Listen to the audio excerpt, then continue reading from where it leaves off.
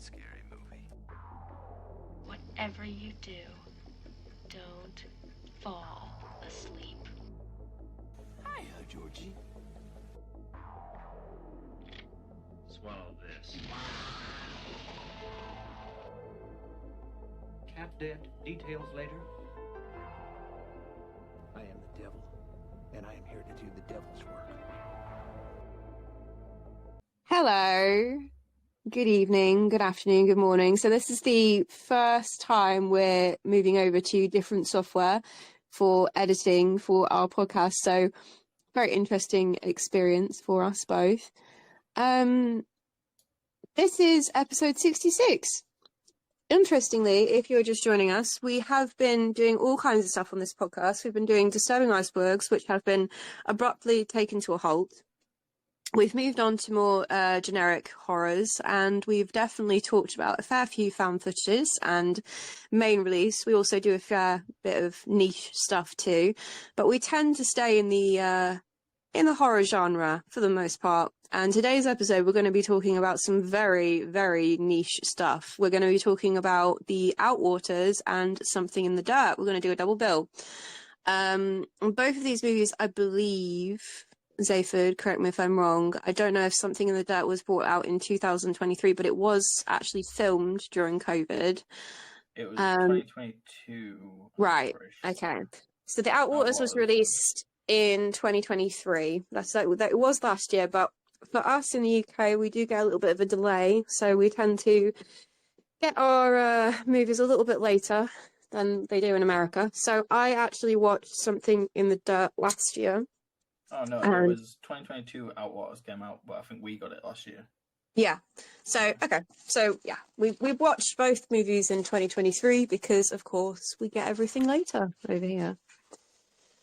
But yes, Something in the Dirt and the Outwaters. The reason why we chose these ones is because they are interesting. They're actually worth talking about. And the thing is about the found footage genre is that it has somewhat dried up. It's not the same as it used to be. There used to be kind of an excitement for me when I would find out about a new found footage movie and, you know, look forward to it, because they do kind of share the same sort of formula, but there's always something new being brought to the table. But I've kind of felt recently that found footage movies are not as good as they used to be. They're not as exciting, they're not as thrilling, because how many times can you continue to do the same formula? The Outwaters and Something in the Dirt have a completely different outlook on found footage. It's a complete reinvigoration of it. Whether it works or not, I don't actually know. For me personally, the Outwaters, I'm going to give that a hard no. And with Something in the Dirt, I'm going to give it a hard yes. But obviously, I've been talking a fair bit, so I'll let Zayford give me your opinions on these movies. What do you think? Yeah, I wasn't the biggest fan of Outwaters, just purely because it seems like they were aiming for you to use your imagination, I guess. Because obviously a lot of it's hidden in the dark, and by that I mean it is pitch black through 80% of the film, other than the fact when it's the daytime, and even then it's very, very shaky.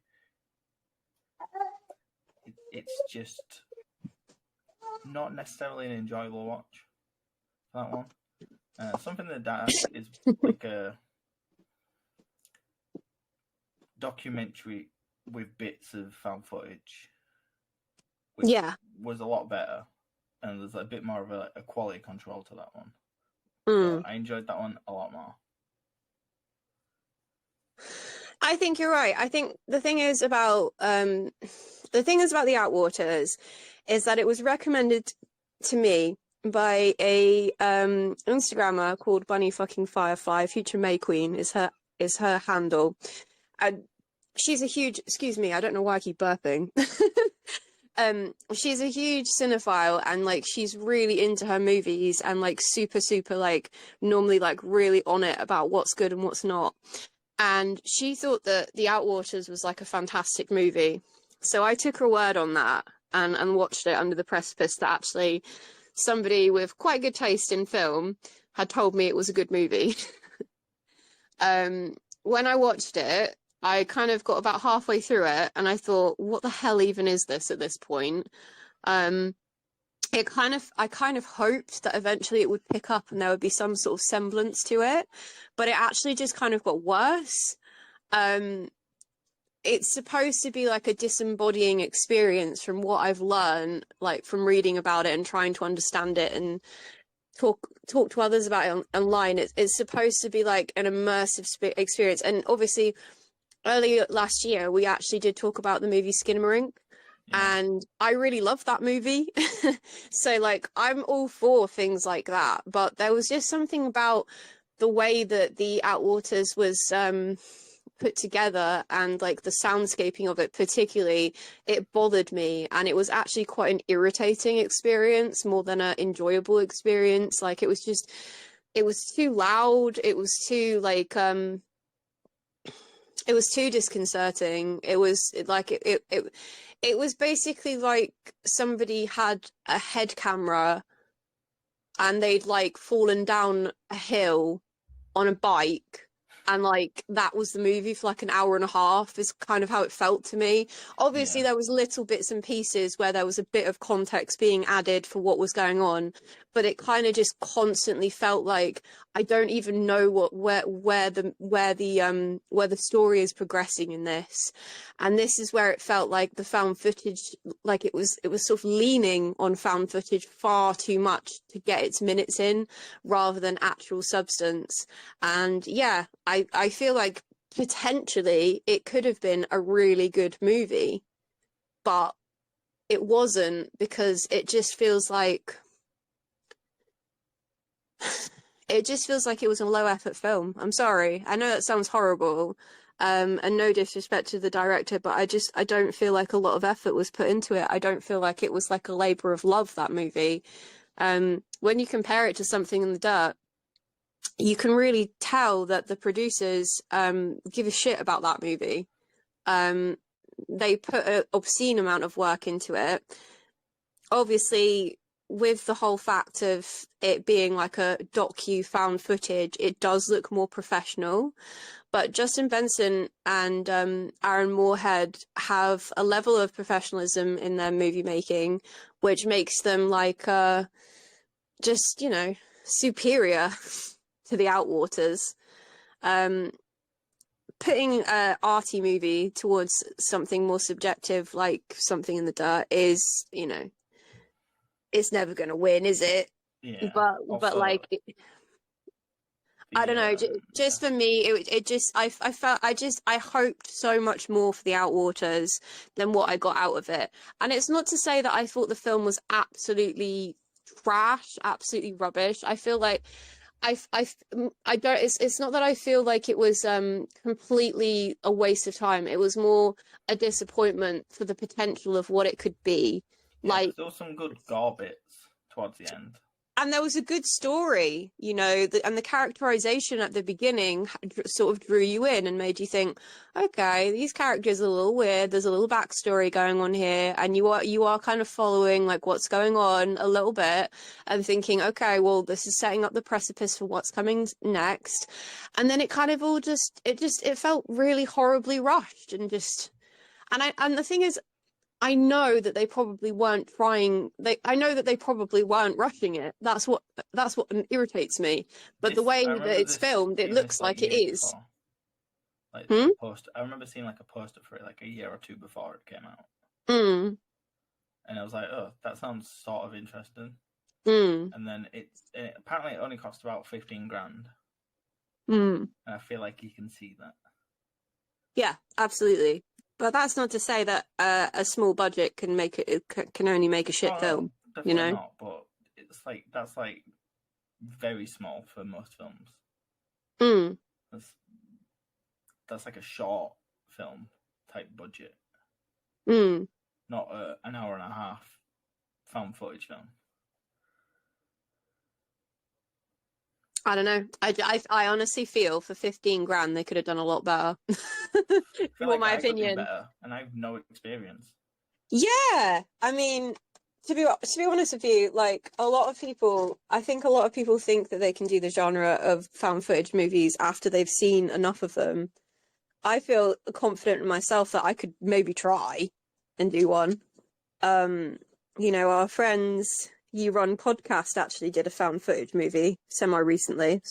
Was it a couple of months ago now? It was released. I want to say it came out in October last year, but Yeah. it might have been So- November. So, once you know the formula, you kind of do want to have a go yourself and feel confident that you can do it. But yeah, I don't think it came out too well. Yeah, and it's like Not there your was own what- podcast, by the way. I absolutely adored your short, and I think for So me, it was a full feature. how long was it? I want to say it was like at least an hour and 15. That's short to me.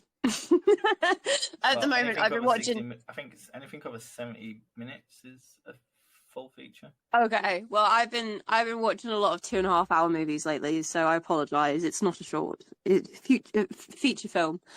I did actually enjoy that feature film very much, and it was really cool actually watching him with his son, and yeah, I liked it a lot. But yeah, Yeah, and also for these two films, there's no answers. You're left wondering what the fuck, to a degree. this is Especially why I thought it Outwaters. would be good to pair these two together, because they do leave that ambiguity, which is not typically found in found footage movies. So usually at the end of the found footage movie, you get like a black screen with a bit of explanation as to what happens next, or the outcome, or to this day they've never been found, or whatever. With the with the Outwaters and Something in the Dirt, you are just presented with what is there, and then left to your own devices as to what actually happened. I've watched a few YouTube videos like dissecting Something in the the Outwaters, and trying to make sense of like, why does this man end up cutting off his penis? What is the ethereal screaming? How many planes of reality are we being put through here? Are we ourselves, through the camera lens, actually being put through different portals of reality and all this kind of stuff? And it's all very interesting, but like, does it measure up as a interesting cinematic experience? No, not really. I gave the movie like a full-on chance to like I immersed myself in it. I sat and watched it. Yeah, I watched it in the dark. Just because Yeah, it was gonna but be a I found watched it. footage. I watched it by myself in the dark. I gave it the opportunity to sort of like impact me, the same way that I did Skinamarink. I remember. So I first watched Skinamarink in the afternoon, in the middle of the day, when people were coming in and out of my house, and I kind of realised that this movie is not going to work for me if I'm just going to be watching it. It's not. I'm going to miss lots of things, because like a lot of the dialogue was like ineligible. Yeah, and you like you're basically relying on subtitles to sort of guide your way. And I think watching it in the dark was kind of like a way of being able to like immerse yourself in that soundscaping. Like if you're watching it in the day, you're not gonna connect to that at all, because it's just in the day and it's just a really dark film with lots of whisperings. So I did the same thing with the Outwaters, and I sat and watched it in the dark by myself and really tried to like imagine it as a almost like a VR headset, that I'm a part of, the video camera, and I am the video camera, and I'm watching what's happening. And it was just too discombobulating. The brain can't like make sense of it. There's too much screeching and noise and bullshit and unclear visuals, and you're just like, well, I can't make sense of any of this, Yeah. I kind of feel like even if they had spliced in a little bit of context, like, because I was thinking to myself like last night, like how could they have made that better? How could they have improved on it? And for me, I think like they could have added a little bit of subtext in the movie. So like maybe like 10-15 minutes in, they could have faded to black, like come off of like what's happening, and it sort of like roughly explained what they felt was going on, even if it was just like the filmmaker just saying like, we believe that this is where portals began opening, or something like that, or something, just something, right? Because when I first watched it, I had no idea that it had anything to do with time travel or portals opening or things like celestial things happening. I had no idea. To me, it almost looked like a bunch of people had taken drugs in the desert, and we were watching the after effects of their psyches taking drugs in the desert. That's what it looked like to me, because like the Outwaters is like really difficult to describe to anyone who's not seen it.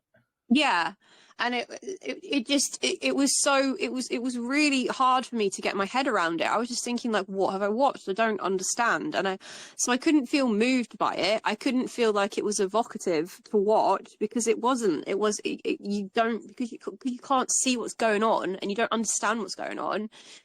You just like, you're like, right. Like I said, it's just like watching mountain bike footage of just like tumbling down a mountain trail. You wouldn't have any clue that that person was tumbling down a mountain trail specifically on a bike unless somebody was telling you that that's what was happening, right? So you would just have like a bunch of trees, a bunch of groaning, a bunch of screaming, maybe a bit of a wheel, and you'd kind of have to put two and two together, but it would be a bit hard. You wouldn't know where the trail was or what happened or who the person was or anything, right? I don't think anybody enjoys that kind of trail footage. I don't think anyone like actively seeks that out on YouTube to watch, because like your brain can't really fill in the blanks of that, right? Yeah, I get what you mean. Yeah. So with Something in the Dirt, the opposite actually happens. They give us so much information, but they don't leave it on a close, which is, I don't know how you feel about it, Sophie, but for me, equally, if not more frustrating, because you're then sat there thinking, well, what the fuck? What happened? Yeah, it's a case of you want the answers, you want to know what the hell's going on. But also, I'm like, but maybe the mystery is ruined if you get answers. Maybe that's what they want. They want people to think about it and be like, make your own ending. Did John solve it? Did John not solve it? Is John still doing it now? Yeah, to be clear, the movie starts, right, with this a bit of a nomad sort of showing up at an apartment. He sees another guy who appears a bit of a nomad, sitting, smoking, and they have a casual conversation about the previous tenants and joke and laugh about a bit. And he goes into his apartment and he literally has nothing on his back. And the characters themselves are very interesting, and they do slowly progress through the film. You start to understand them a bit more, and a friendship actually sort of grows between them during the movie as well. And you actually get very sucked into the characterization of both of them, because they both equally have like a bit of mystery to them, which gradually becomes quite dark. So the nomad that gets the apartment, we find out that they're a sex offender, but we don't really understand why at first. And then it's sort of revealed that he actually was peeing outside of an elementary school, and that's why he was considered a sex offender. And then after that, with the other guy, you're going to have to forgive me for forgetting names here. It was called John.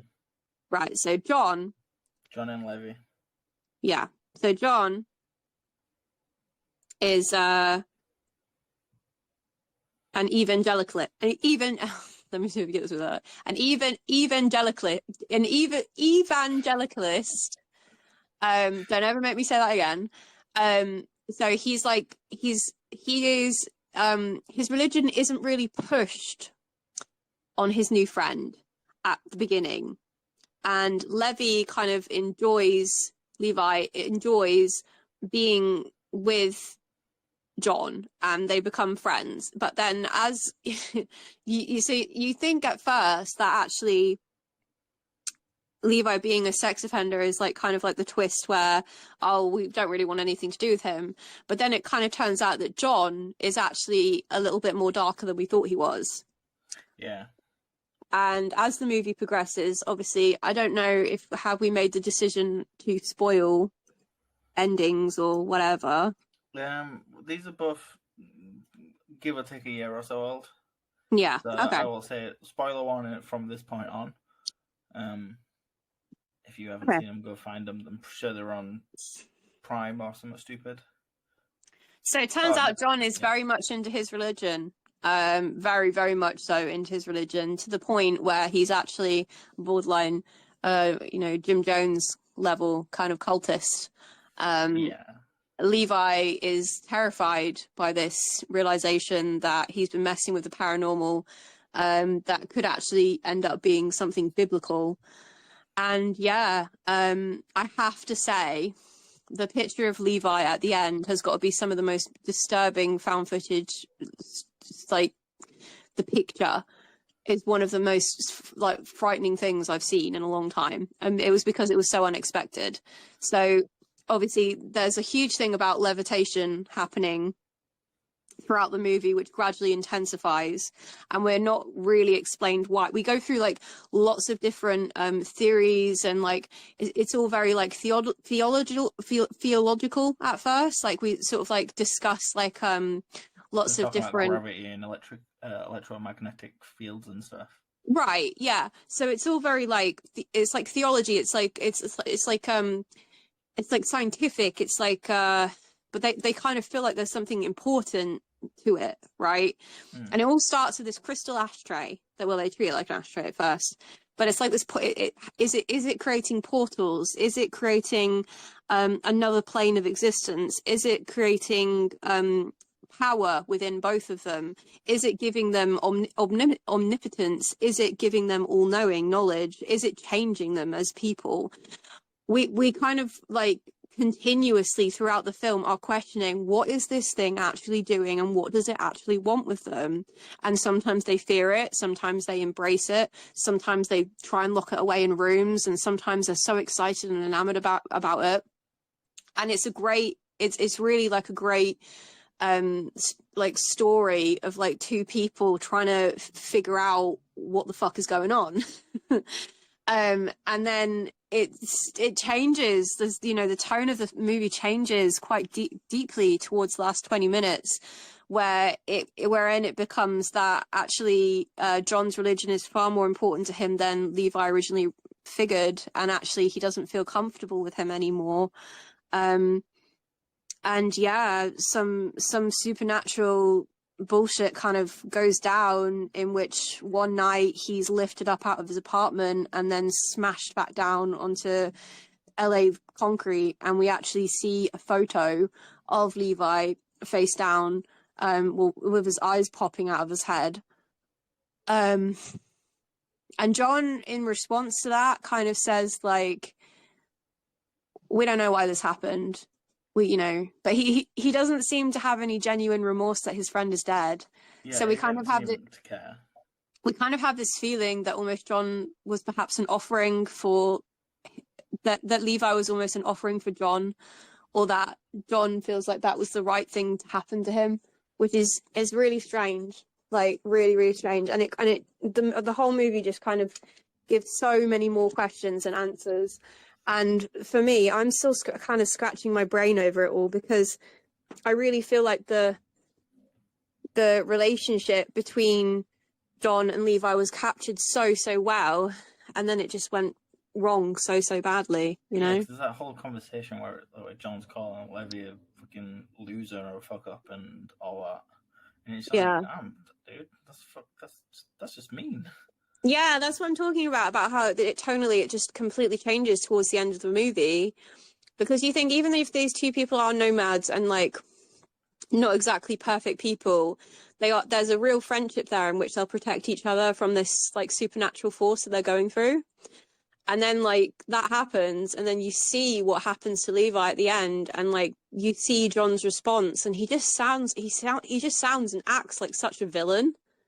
Like he just seems it's almost like he's like stroking a mustache, just going, wow, I knew this would happen in the end. You know, he kind of got a bit of a wrought smile, and any kind of remorse he feels about John seems very like fake. And he's like completely obsessed with the idea of everything that he's found and continuing to figure out what's happened, what's actually in the dirt. Because we are at first thinking, are we on ancient burial grounds? We're going underneath and looking for skeletons, and all sorts of stuff is going on. And that's what I'm saying to you. You know, we've managed now to talk about something in the dirt, and the process is through the film for about 10 minutes. Whereas when you come to the Outwaters, what do we have to work with, really? At the beginning, we're told that we're shooting a music video, like an album cover, right? Yeah. So we follow that, and we kind of get like little bits and pieces about how your mother would think that you're so amazing, or your mother would love this, or you know, it's just like a couple of like characters in the desert doing trippy dippy Instagram worthy pictures.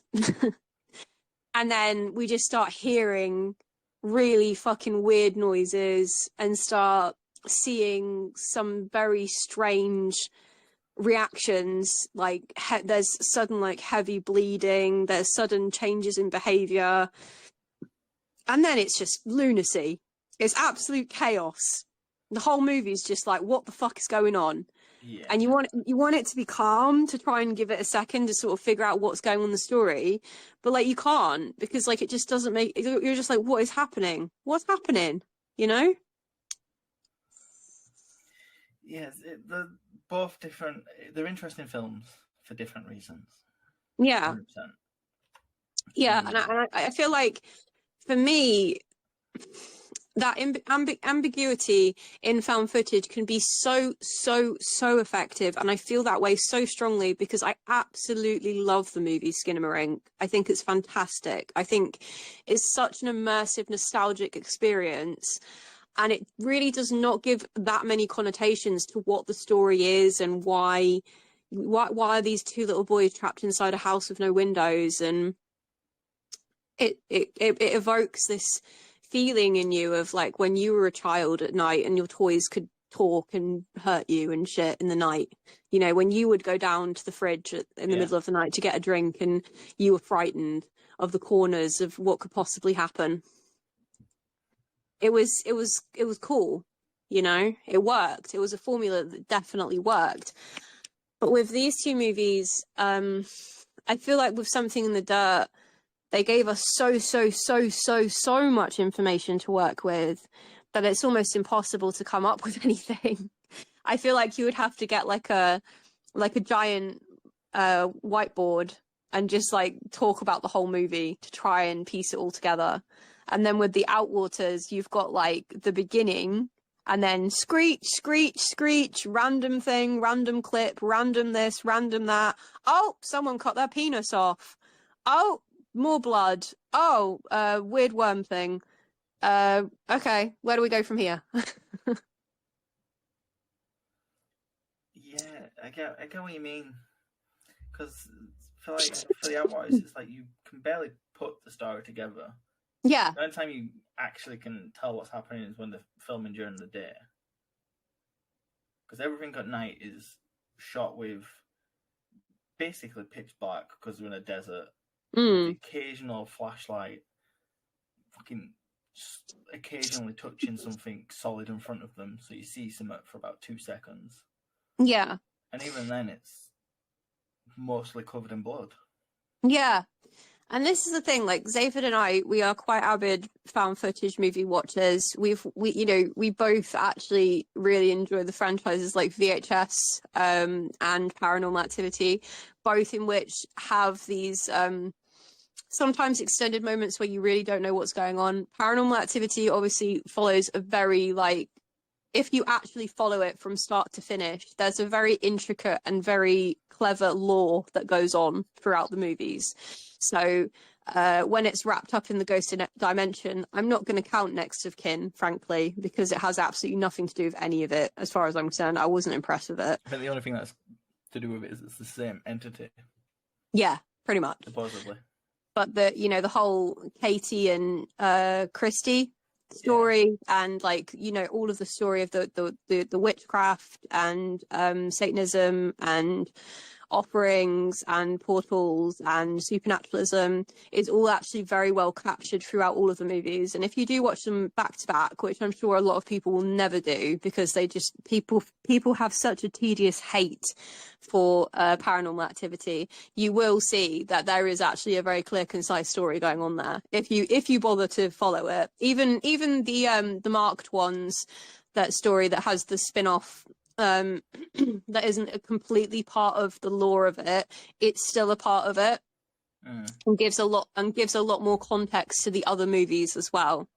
So like that's a one example of like how found footage movies can actually follow they can follow a formula, they can follow a story that can be passed through film to film to film. VHS is an anthology series. There's been many of them at this point. I can't honestly. It's been about 5, I think. No, because there's 1, 2, viral, 89, 89, 94. Yeah. So what was that, 6? Yeah, and then there's going to be another one. Is it Y2K? Is it 99 as well? Yeah. So 7 maybe, and then Yeah. an 8th one coming. Yeah. So there's been there's a fair few of those, and obviously those have been like very hit and miss. There are some stories that could be made into full theatrical features, and then some of them that have. Oh, really? There is the like succubus one where Mhm. they get like 2 girls from the bar and then she kills them all. Mhm. That was made into like a full feature called May. Oh, really? Yeah. I did not know that. I think that's the only one that has, or that I know of at least. Okay. Well, I think the point that I was more making is that like there are some stories there that are worth like picking apart even more to make them into a full feature. Oh yeah, definitely. So like I want more that's really interesting. You'll have to send me the link to that movie because I'd love to watch that, because that'd be I'd love to see that. But yeah, and then there are some of them that aren't so great, that really are just like found footage at its absolute worst, where you can't really follow the semblance of the story. But again, this is a successful franchise of found footage that works. It has an audience. People have an interest in it because it's done in a way that is appealing. And I just, for the life of me, cannot imagine there being an Outwaters 2. Yeah, I think it will. It will not be a franchise. It will not be 2, 3, 4, 5 viral, whatever.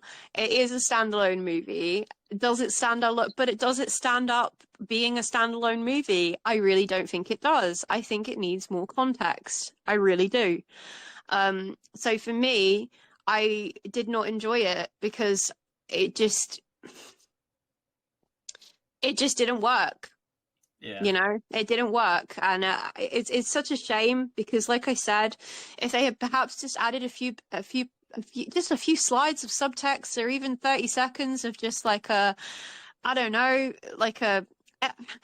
even thinking about Megan is Missing at this point, where because like some of that is so poorly shot, right? And that is such a low budget found footage movie, but it is considered one of the most disturbing found footage movies ever made. Even just taking 10, 15 seconds of FBI footage, or this was found on this internet site or whatever, could have added so much to it, don't you think? Yeah. Like it would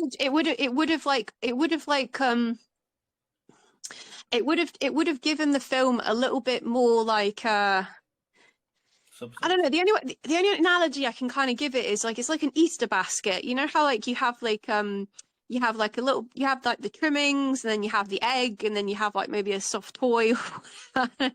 Bear with me on this. Like it kind of feels like the film is just like one egg in a basket. There you go. It's like it's not enough. I feel like I didn't get enough from that experience. I felt so, but at the same time, I felt so overwhelmed by the fucking noise of the movie as well. Yeah. And it just irritated me. It irritated me. And before anybody who's listening to this podcast actually says anything about that and says, well, you know, it's supposed to be for atmospheric purposes and stuff. I absolutely love soundscaping. Possessor, for example, is one of my favorite movies in any of the Cronenberg's universe. Like, I think Possessor was fantastic with what it did with sound. I generally, I don't like loud bangs and stuff like that, but like when I go to the movies, I do like watching things in IMAX. And even Nope was extremely loud, extremely frightening because of how loud it was. It's not about the fact that I don't like loud movies. It's the fact that it was just like, it just went on and on and on and on. It was literally like 45 minutes of fucking droning at one point. And I was like, when the fuck is this going to stop? Like, my head is hurting. And that's what I'm saying. Like, movies shouldn't make you feel annoyed to watch them. Right? Yeah. I get the dude that made it wasn't there to pander to us, and like he had a vision. Did it? Because I didn't see it. Well, I mean, I to me, honestly, I think what he was trying to do was he was trying to convey like a passing of planes and a portals of reality and the absolute terror and horror that comes in between all of those things. Taken directly without holding your hand, kind of flinging you into it. And it's like, it just doesn't work because it's like, it's not that you need somebody to hold your hand through a found footage movie. You just need something, you know? It was written, directed, produced, and edited by Robbie Banfitch, who actually stars in the movie alongside Angela Bassett, Scott Shamel, and Michelle May. It is presented as found footage from memory cards belonging to a group of friends who venture into the Mojave Desert in 2017 to shoot a music video where they encounter mysterious and threatening phenomena. And that's pretty much all we have to go through. You know, Robbie Banfitch, to my knowledge, has not said a lot about this movie. Yeah, I'm not surprised. Megan, I mean, this is a fantastic reference here from Bloody Disgusting, written by Megan Navarro. The found footage format into something is so he was transforming the found footage format into something far more transgressive. And wrote that Banfitch mercilessly lulls viewers with a soothing intro before ripping open a dark abyss beneath them, flinging them into an immersive pit of visceral madness. Which you couldn't surmise it better than that. It is lunacy. You don't understand what the fuck is going on. Grace de Twyla wrote in Rue Morgue, it will likely be most effective for viewers who are strongly affected by the power of suggestion, asserting that the film's handling of characterization is both its greatest fault and its greatest achievement. Banfitch has a clear talent for character development, which I agree with, which is thrown out the window as soon as the true horror begins, which again, I agree with. Yet, getting to know his cast of characters only makes watching that annihilation more gut-wrenching in the end. And it's just like, I don't get it. It's like it won for Best Feature and Jury Prize for Best Feature at Dead of the Night Film Festival in 2022. I'm shocked. Robbie Banfitch himself, I've tried to look for a few interviews about him discussing the Outwaters, and he doesn't really speak much about it. He is an American screenwriter, so I do wonder what his sort of influences are, whether he kind of went through a lot of growing up watching found footage movies and really wanted to take it to the next level. but like it doesn't feel like he leveled up. It kind of feels like it was just too abstract to be considered in, transformative.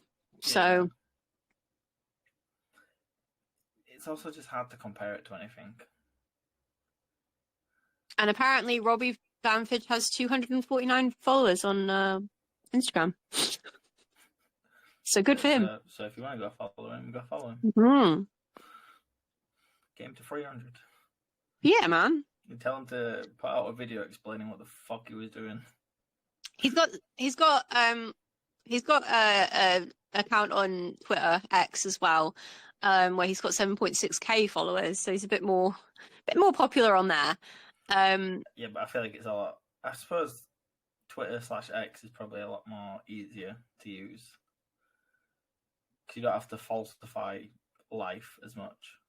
And he's got there's a picture on his X where he's put like all of the cast members like in active filming like during a scene, and it says logic with a dash of whimsy, and it's like, is it? Yeah.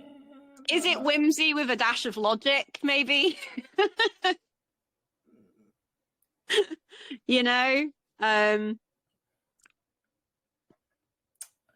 Sure, we'll say yeah, sure. Yeah. Sure.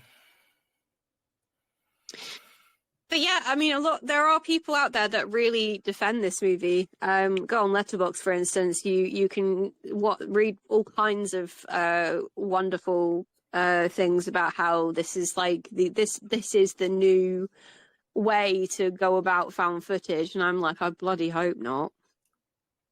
You know what? It reminds me of kind of Dashcam, in the sense of it's just a lot of shit happening, and none of it really makes any sense until towards the end for Dashcam. I wouldn't agree with you on that, because I think that the characterization of that woman at the beginning is so strong that when you don't know what the fuck is going on, you get sucked into it. It's so enjoyable to watch the absolute fucking madness of that movie. I remember watching it. I remember watching it when before you watched it, and I was like, I don't even know if we should talk about that. I don't know what I watched. It was fucking mental. It was mad. I don't know what to do. But yeah, I actually have just managed to find, while we've been talking for the past 20 minutes or so, I was looking for a little article in which maybe Robbie Banford wanted to discuss himself a little bit. And apparently his earliest influences were Jaws and Jurassic Park and the magic that was created. Enjoyed also I see that in this film. He enjoys the old black and white King Kong, and he would say Steven Spielberg was his initial filmmaker that really inspired him. Close Encounters, of course, of the Third Kind, and Poltergeist. Stuff that takes you to another world. Well, those stories, again, had a story. Yeah. I was going to say, none of those inspirations are shown in this film, in the Outwaters. The Michigan Daily then asks, why did you want to make a horror movie specifically? He says, I wanted to make all kinds of movies, but Jaws was my first favourite movie and continues to be my favourite. Okay. The suspense and thrills that I got out of that stuck with me. I still don't understand everyone's obsession with Jaws. I think I like the fact that they use real screams. That's the one thing that I really like about that movie. It's just a fine film. It's okay. I get that it's still a good quality film to say it was filmed in the 70s, and it's watchable. But a little bit of advice here as well from Robbie. Practical advice: listen to the audio commentaries and watch making ofs of your favorite independent films. I learned a lot from listening to how these were made from the filmmakers themselves. In terms of vision and not compromising it, be really open to critical feedback. Well, I bet he has been. He's had to be, hasn't he? Let's be honest. And listen to all points of view. Play around, experiment. If you really want to be uncompromised, you can make movies with your friends and keep working on them as long as you need to until they feel right. You don't necessarily need money to do that. You just need a camera, and you can get a cheap camera and write a story that fits the camera, if that makes sense. Yeah, that does make sense to a degree. But we'll see. He had a day job while making the Outwaters, and that was something he joined in with. If you're passionate about making things, it doesn't necessarily matter if they're being distributed officially or not. You should be doing what you enjoy and try to get better. And then he was asked, what was your biggest challenge in bringing this movie to life? He said, getting it right and the time that it took. I was never going to enter it into a film festival unless I felt it was good enough, and it took a lot more time than I thought. Because let's face it, when you've got about 100 hours of spinning cameras, what do you do with it all? That spinning camera shot is so much better than that other one. To get it to the place where I was ready to enter it, just the process of trial and error, edits and feedbacks, I suppose, was the most difficult in terms of being time consuming. Life is short. You want to make something, you're working on something that you are really passionate about if you spend years on it. It then asked, do you have anything that you would have done differently in the process? Do you have any regrets about the film? Okay, here we go.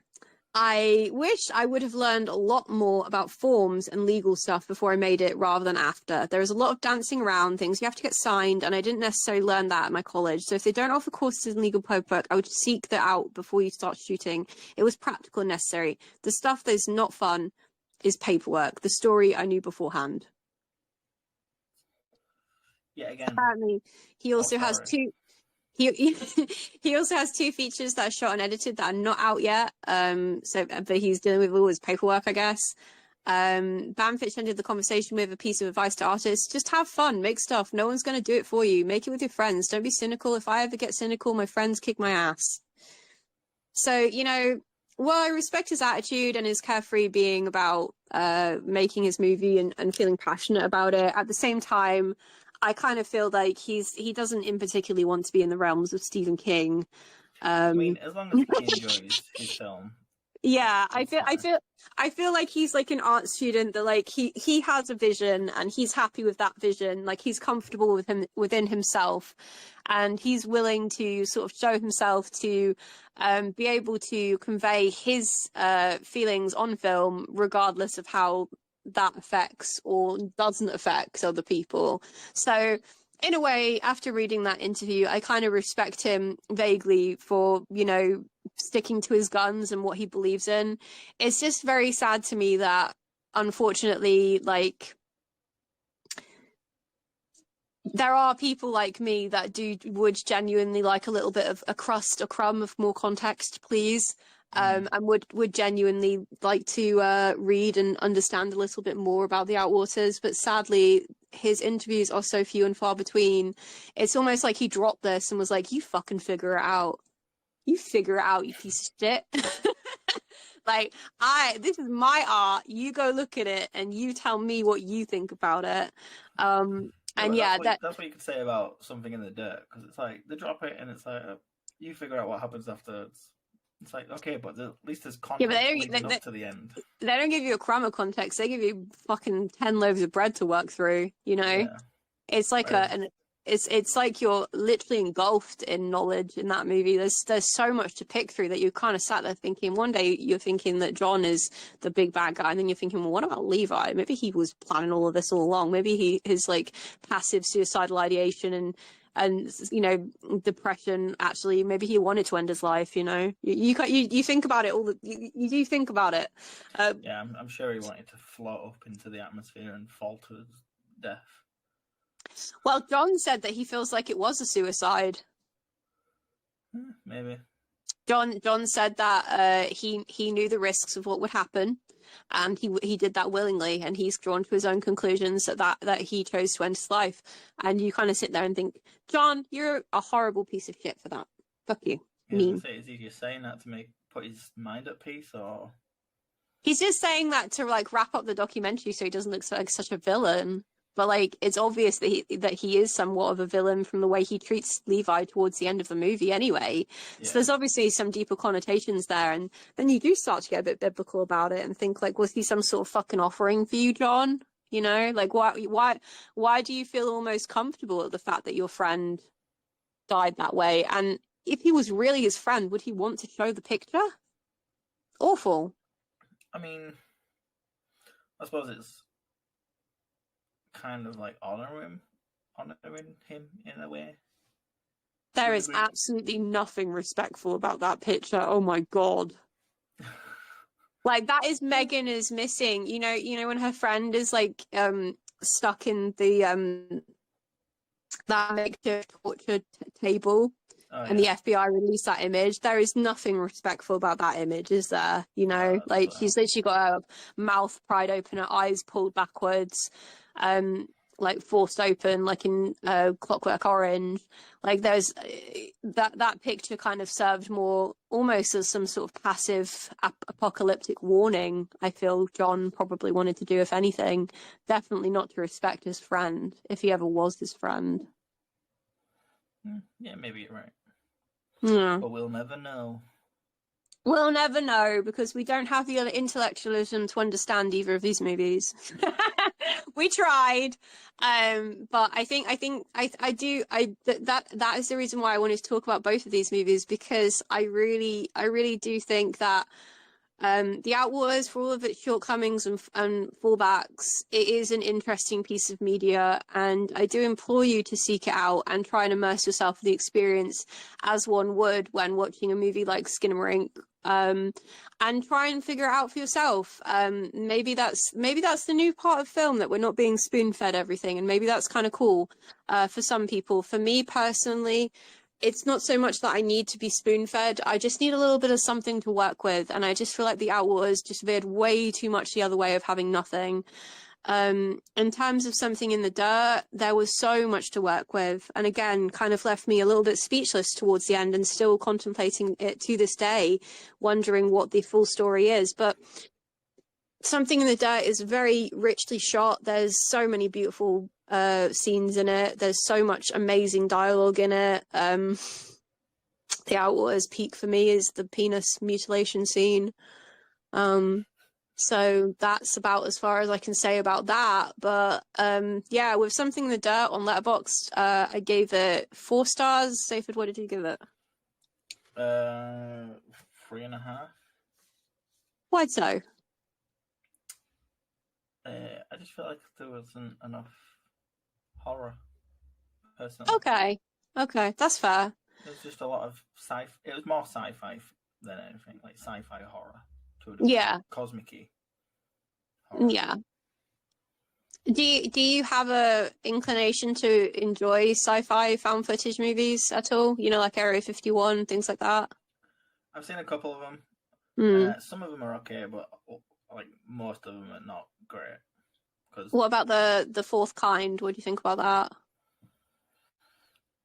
It's okay. Okay. It's okay. So you're much more into the horror found footage, which is fair, because like a large amount of it is horror. So like, I also feel like there's a lot more showing in found footage horror than there is in sci-fi, because obviously you're gonna have to pay more to show anything in a sci-fi film, like sci-fi horror. Yeah, definitely. Whereas a bit of blood you can get away with, whereas making up like some form of like alien or something stupid like that in a found footage, it's gonna be a bit more difficult. So yeah, with the Outwaters, I think I gave it 1.5 stars. What did you give it? A 2. Why did it get a 2? I feel like most of it was just because there was like a good amount of blood. Yeah. Got a bit of gore at the end. Yeah. And that's probably about it. Okay, so you just gave it the 2-star gore whore. Fair enough. Yeah. Yeah. Good effects towards the end. That's it. I think the reason why I rated it so low is because of the potential. Like I said, I just wish there was a little bit more they could have given us to work with. But yeah, he seems passionate and content with what he's done. And at the end of the day, it's his film, isn't it? And Yeah, we are, as long as he likes it. We are, as critics, allowed to have our opinions and allowed to talk about it and allowed to enjoy it and consume, because after all, you're making movies for audiences to watch. So if you ever come across our podcast, man, I just want to say, like, I don't mean to disrespect you or talk shit about you, but what the fuck was that? Give us more connotation in the next film. Yeah, I hope that the movies that you have coming up have some sort of have some sort of subtext to work with, and they're not so abstract, because like I feel like you're not going to have a huge audience of fans who are going to continue to watch your movies if they don't know what the fuck they're watching. But I mean that respectfully. Like, obviously you do have passion for filmmaking, which I respect a hell of a lot. There are a lot of people that just churn out movies for the sake of making money, and I don't think that's what you were doing. And I respect you a lot for that, but I'm sorry, I didn't get it, and I tried my best. I watched YouTube videos about it. I've listened to podcasts about it. I've tried to dissect what was going on, and I've done my best about Planes of Reality and trying to understand what you were trying to do. And I honestly think, like, as has already been said, like, your characterization wasn't bad at all. Like, it did have the potential, and I just wish like you had taken a little bit more knowledge from previous found footage movies who have done the same sort of thing that you've done, but done it more effectively. But yeah, not bad, you know, like, but you could do a lot better, I'm sure, with your knowledge. So if you ever listen to this, we're not here to roast you or anything, but what the fuck. But yeah, anyway. So yeah, we've been talking about the Outwaters and Something in the Dirt. Next week we're going to talk about Nick Cage. We were going to do a triple bill on some of his best horror movies. I think we're going along with Mandy, Dream Scenario, and Willy's Wonderland. I think also we're going to have a discussion about Longlegs and sort of see if we can decipher what's going on in those weird little promos we keep seeing popping up on YouTube. Yeah, And yes, I'm very excited for it too. There, you know, especially the phone call, the 911 phone call really was like, oh, that was like a moment for me. I'm gonna enjoy this, you know. The other promos, however, I've not been as excited about, but that first initial one I saw, that was an oof moment for me. So yeah, we're going to be talking Nick Cage next week. Triple bill, come join us. We'd love it if you could rate us on Spotify as well. Please don't be mean though. And Spaceman and the Doll is on Instagram. Obviously, we're a little bit quiet on there at the moment, but we've been quiet generally for a couple of months. Well, it's been about half a year, 3/4 of a year that we've been quite quiet. So I hope to see you next episode, and thanks for being here with us, and thanks for letting us talk shit about what we like talking about. We enjoy it, and we wouldn't be doing it if we didn't have anyone listening to us. Well, maybe I would. I don't know. But yeah. Yeah. All right. Well, see you next week. Bye. Bye.